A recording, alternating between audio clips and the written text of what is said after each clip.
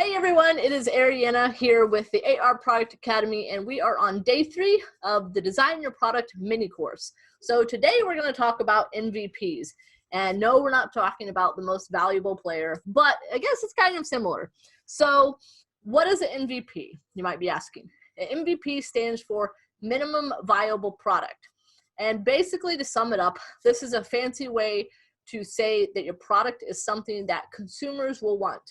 And I mean this in a very, very loving and kindest way possible, but just because you have an idea that works for you doesn't mean that other people will actually want it. And my job as a product development and invention consultant is to not let my customers waste money or waste your time, because time is valuable and something that you can't get back. So I want you to move forward with this as carefully as possible, but get the most bang out of your buck when bringing a product to market. And this is also, an MVP is the most basic version of your product that solves the problem that you're trying to solve.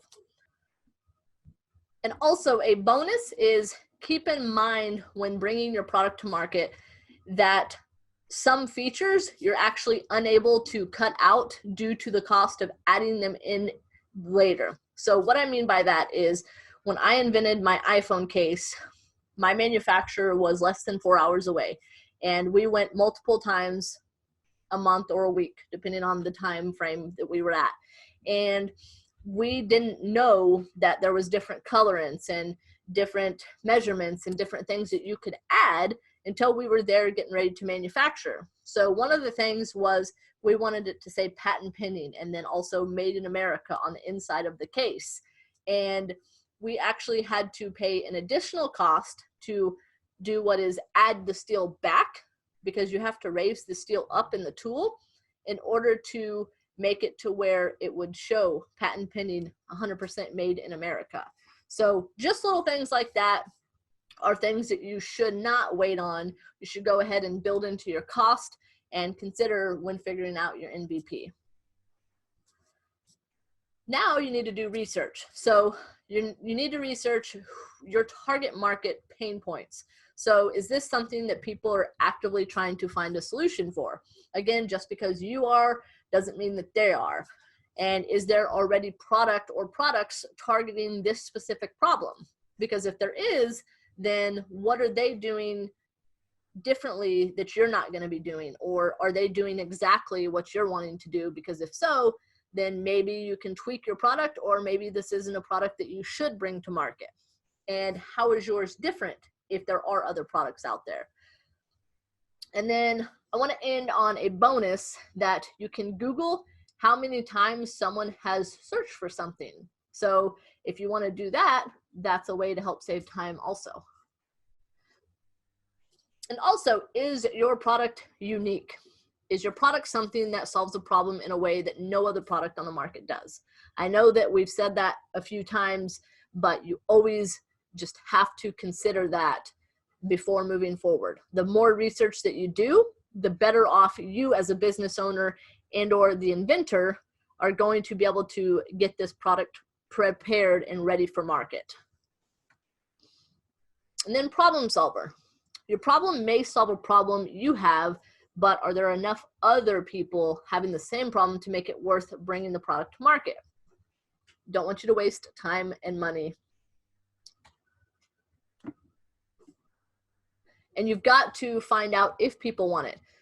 You can't do that by just assuming. You have to actually talk to other people, and you can do this through different surveys. So what I did with Bodacious Cases is we held a meeting with people to get market research out of them, to ask specific questions, such as not, do you want a credit card slot on your case? Or do you want an American-made case? What we would ask them instead with some of these questions is, what do you like about your phone case if you have a phone case? What don't you like about it? If you don't have one, why don't you have one? Because the answers that they would give would help lead us down a path of helping us realize, yes, the product idea that I have solves huge problems for me because I don't like carrying a purse and I want a product that slides in and out of my pocket easy. but is it something that other people want?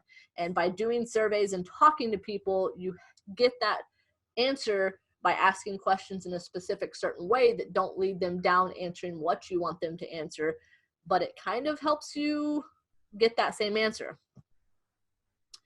And you also have to think about, is your pitch easy to say? So can you easily tell other people what your product does in a way that anybody can understand it without having to be an expertise in your product area?